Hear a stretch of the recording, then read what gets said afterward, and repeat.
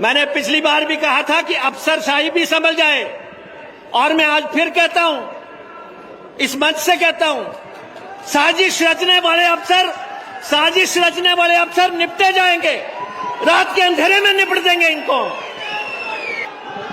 मुकेश अग्निहोत्री किसी से नहीं डरता। कि हिमाचल में रहे, हिमाचल के लोगों की सेवा करे, मगर यहाँ पे शासक बनने का प्रयास न करे। जो है खाली एक जनरल स्वीपिंग स्टेटमेंट देने से काम नहीं चलता है, बल्कि जो अच्छा काम कर रहे हैं उनको भी जो है किस्म से आप हतोत्साहित कर रहे हैं।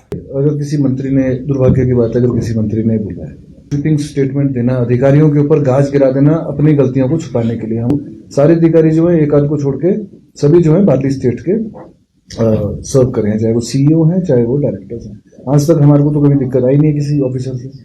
हिमाचल में उनका स्वागत है, हम उनका पूरा मान सम्मान करते हैं। According to the constitutional framework, संवैधानिक ढांचे के तहत उनका हिमाचल प्रदेश में स्वागत है, मगर हमें हिमाचल के हितों को भी साधना है।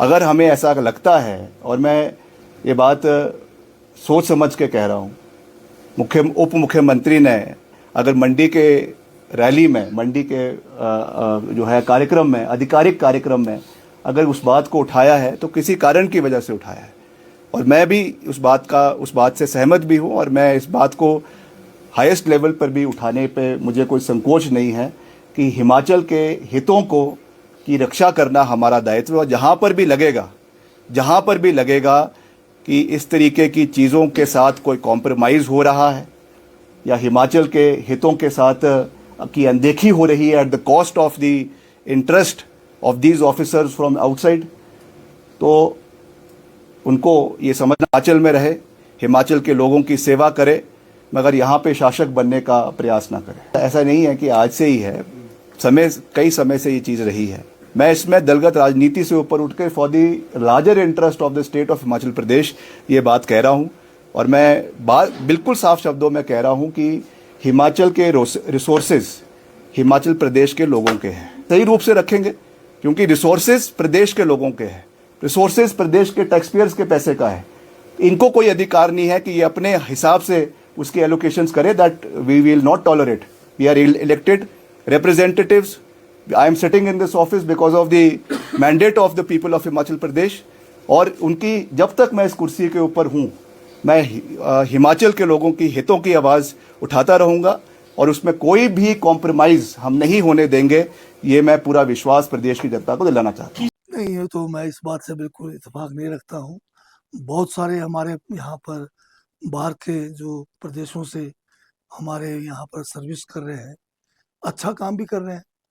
ये गुण दोष तो दोनों तरफ भी होता है, तो ये स्पेसिफिक होना चाहिए कि कौन ठीक नहीं है। उनके खिलाफ जो है खाली एक जनरल स्वीपिंग स्टेटमेंट देने से काम नहीं चलता है, बल्कि जो अच्छा काम कर रहे हैं उनको भी जो है किस्म से आप हतोत्साहित कर रहे हैं। सर, आपने 206 आया जिसमें उनका ये कहना था कि अफसर शासक न बने और फंड की वो बंदरबांट करे, बाहरी अधिकारी है। किसका आया था? Vikramaditya Singh. They are vocal about it. आप किस तरह से रिस्पॉन्ड करते हैं, क्योंकि मंत्री बोल रहे हैं सरकार तो आपकी ही है। देखिए, अगर किसी मंत्री ने, दुर्भाग्य की बात है, अगर किसी मंत्री ने बोला है, ऑफिसर जो है वो पिलर्स होते हैं, जो प्रशासन होता है वो सरकार के पिलर होते हैं।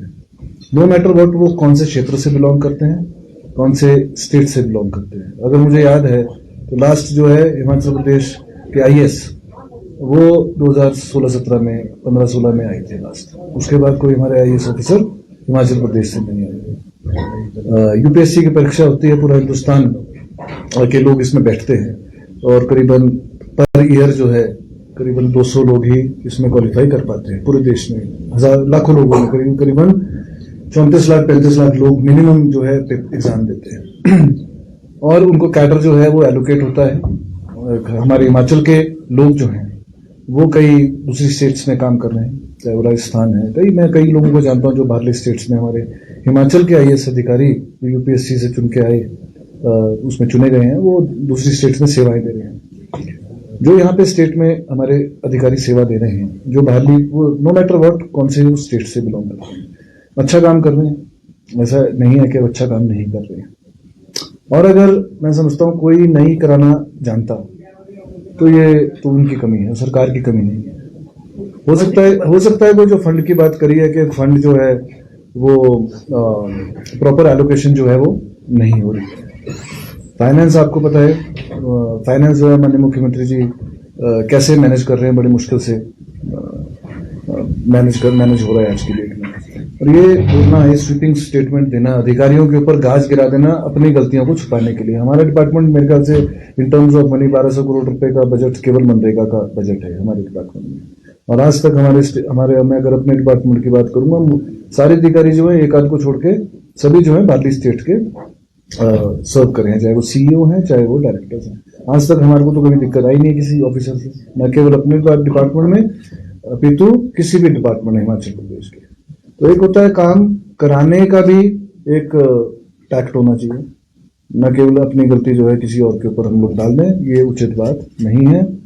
अधिकारियों का मनोबल जो है वो भी गिरता है और सरकार की जो छवि है वो भी एक कहीं ना कहीं धूमिल होती है। तो ये क्या सारी मतलब आप मानते हैं कि प्रेशर टैक्टिक्स है और आपने कहा कि गलतियों को छुपाने के लिए हो रहा है?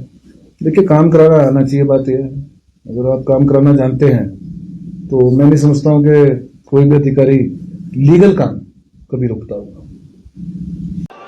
मैंने पिछली बार भी कहा था कि अफसरशाही भी संभल जाए, और मैं आज फिर कहता हूं, इस मंच से कहता हूं, साजिश रचने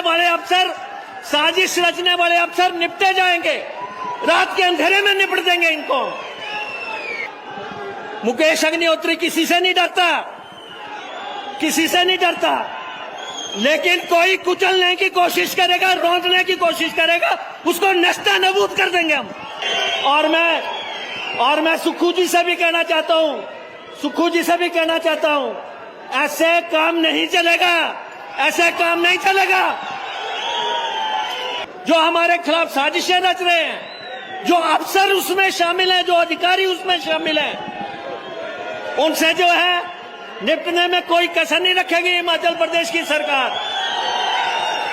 इनके काम तभी होंगे जब आप थोड़ा हाथ में ताकत से डंडा पकड़ेंगे तब काम होगा, ऐसा काम नहीं चलेगा।